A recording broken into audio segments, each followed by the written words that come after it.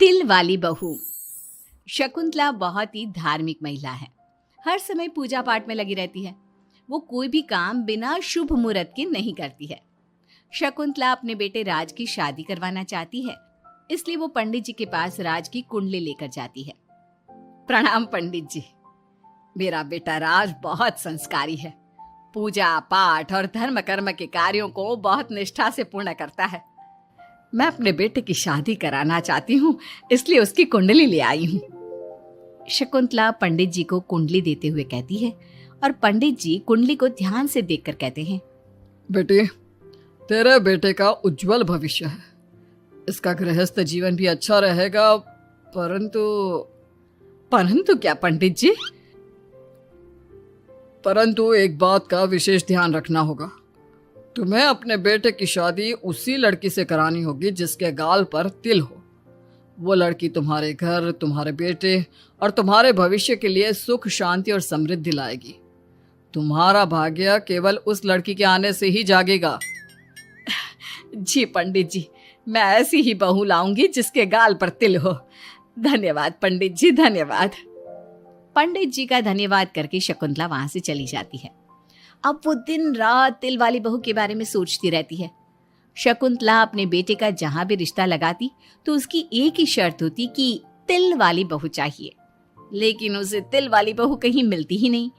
एक दिन अपनी माँ को इस तरह से परेशान देखकर राज कहता है, माँ, आप मेरे लिए तिल वाली लड़की क्यों देख रही हैं? अरे क्योंकि पंडित जी ने बोला है, वो तुम्हारे और इस घर के लिए भाग्यशाली साबित होगी। माँ, मैं एक लड़की से प्यार करता हूँ। आप मेरी शादी उस लड़की से करा दो ना। उसके गाल पर तिल होगा तभी मैं तुम्हारी शादी उससे कराऊंगी, नहीं तो भूल जाओ उस लड़की को। माँ की बात सुनकर राज को लगा कि माँ उसकी शादी कभी होने ही नहीं देगी, इसलिए उसने बिना कुछ सोचे समझे बोल दिया, माँ है ना, उसके गाल पर तिल है। सच में माँ, बहुत प्यारा तिल है। तू सच कह रहा है बेटा? अरे तो तूने मुझे पहले क्यों नहीं बताया? जल्दी से मुझे उस लड़की से मिलवा दे। ठीक है माँ, मैं बात करता हूँ उससे। अगले दिन राज रोशनी के पास पहुंचा और उसे सारी बात बताई। रोशनी ने सारी बात जानने के बाद कहा, राज, तुमने माँ से झूठ क्यों बोला? मेरे गाल पर कोई तिल नहीं है। अरे मेरे पास कोई और रास्ता नहीं था रोशनी।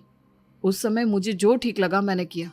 अगर मैं ऐसा नहीं बोलता तो माँ मेरी शादी किसी तिल वाली लड़की से करा देती।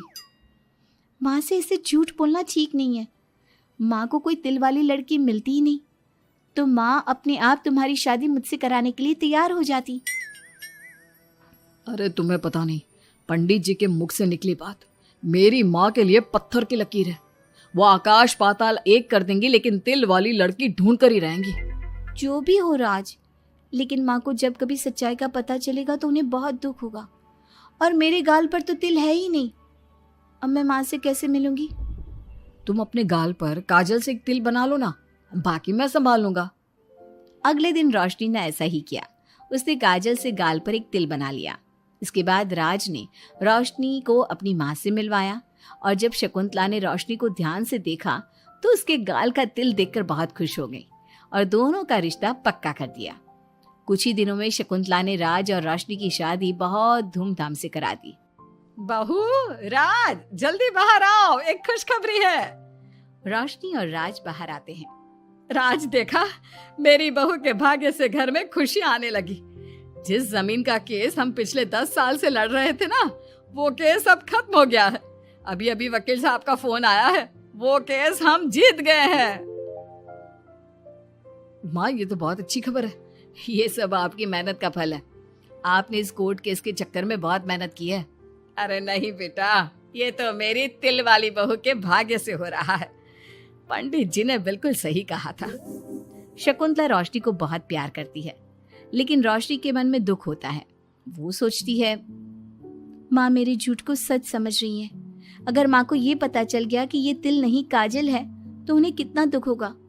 मैं आज ही राज से बात करूंगी कि वो माँ को सारी सच्चाई बता दे। शाम को राज घर आता है तो रोशनी राज से कहती है, राज, हमें माँ को सारी सच्चाई बता देनी चाहिए। घर में कुछ भी अच्छा होता है तो माँ को लगता है कि सब मेरे गाल के तिल की वजह से हो रहा है। तुम्हारे गाल की तिल की वजह से कुछ नहीं हो रहा। लेकिन हाँ, तुम्हारी वजह से हो रहा है। तुम इस घर में लक्ष्मी का रूप लेकर आई हो। सब बात ठीक है राज, लेकिन मैं माँ से और झूठ नहीं बोल सकती। मैं कल ही उन्हें सब कुछ सच सच बता दूंगी।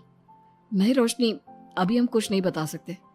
अभी हमारी शादी को ज्यादा दिन भी नहीं हुए। तुम माँ के दिल में अपने लिए थोड़ी और जगह बना लो, उसके बाद में पक्का मैं ही माँ को सब कुछ बता दूंगा। इस तरह से दिन गुजरने लगते हैं और शकुंतला के घर में खुशियों का आना लगा रहता है। शकुंतला अपनी बहू से बहुत प्यार करने लगी थी। एक दिन शकुंतला रोशनी के कमरे में गई। बहू, ओ बहू, कहाँ है तू?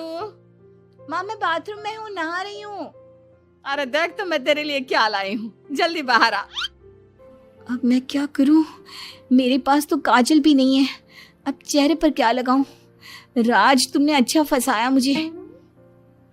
माँ आप अपने कमरे में जाइए, मुझे नहाने में थोड़ा टाइम लगेगा, मैं खुद आपके कमरे में आ जाऊंगी। नहीं बहू, तू जल्दी से निकल कर आ, मैं यहीं बैठी हूँ तेरे कमरे में। जब रोशनी को इस बात का एहसास हो गया कि उसकी सास कमरे से नहीं जाएगी, तो उसने अपने गीले बाल एक तरफ कर लिए और बालों से अपना आधा चेहरा छुपाकर बाहर आई। बहू नहा ली तुम? देखो मैं तुम्हारे लिए नई साड़ी और गहने लाई हूँ। आज शाम को बहुत मेहमान आ रहे हैं, मैं तुम्हें सबसे मिलवाऊंगी। मेहमान किस लिए आ रहे हैं माँ? अरे तुम्हें राज ने बताया नहीं बहू? हमारी कंपनी इस साल नंबर 1 की पोजीशन पर पहुंच गई है और ये सब तेरी वजह से हुआ है। चलो मैं चलती हूँ, मुझे शाम की बहुत सारी तैयारी भी तो करनी है। जब शकुंतला रोशनी के कमरे से चली गई, तब उसकी जान में जान आई। शाम को पार्टी में बहुत बड़े बड़े लोग आए थे।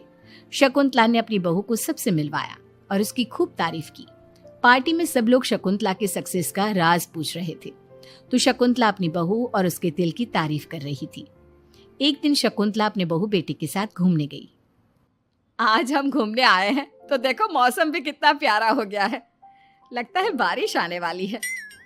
शकुंतला के इतना कहते ही जोरों की बारिश शुरू हो गई। रोशनी और राज कुछ सोच पाते इससे पहले ही रोशनी के गाल पर काजल का तिल बह गया और शकुंतला ने ये सब देख लिया। अब शकुंतला के गुस्से की कोई हद ना रही। तुमने मुझसे झूठ बोला? तेरी इतनी हिम्मत? कल वही मैंने तुझे इतना प्यार किया, तुझे अपने बेटे से ज्यादा ममता दी और तूने मेरे साथ विश्वासघात किया। मैं तुझे कभी माफ नहीं करूंगी। माँ, इसमें रोशनी की कोई गलती नहीं है। मैंने ही कहा था इसे ऐसा करने के लिए। रोशनी ने कई बार आपको सच्चाई बताने की कोशिश की, लेकिन मैंने हर बार उसे रोक दिया। क्या तूने कहा था? क्यों किया तूने ऐसा? कितना बुरा दिन था वो जब मैंने तुम दोनों की शादी करवाई और तुझे शर्म नहीं आई अपनी माँ को धोखा देते हुए?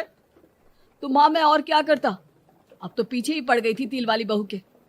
आपको कोई लड़की भी तो नहीं मिल रही थी और मैं रोशनी को बहुत प्यार करता हूँ, उसके बिना नहीं रह सकता। हाँ तो अब इसी के पास रहे। मैं तुम दोनों की शक्ल नहीं देखना चाहती। ले जा इस झूठी और मनहूस लड़की को मेरे सामने से। माँ, कल तक तो रोशनी बहुत भाग्यवान थी, आज ये मनहूस हो गई।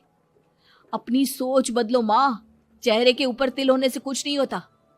आपने देखा नहीं, रोशनी के घर आते ही हमारे सारे काम पूरे हो गए। आज हमारी कंपनी नंबर 1 है। अब कब अंधविश्वास करना छोड़ोगी? बेटे की इतना समझाने पर माँ को समझ में आ जाता है कि वो गलती कर रही है। शकुंतला अपने बहू बेटी को लेकर घर आ जाती है। अगले दिन शकुंतला रोशनी के गाल पर काजल से एक तिल बना देती है। राज और रोशनी शकुंतला को बहुत हैरानी से देखते हैं। तब वो कहती है, ऐसे क्या देख रहे हो तुम दोनों? ये तिल नहीं, काला टीका है, ताकि मेरी बहू को किसी की नजर ना लगे। शकुंतला की बात सुनकर सब हंसने लगते हैं।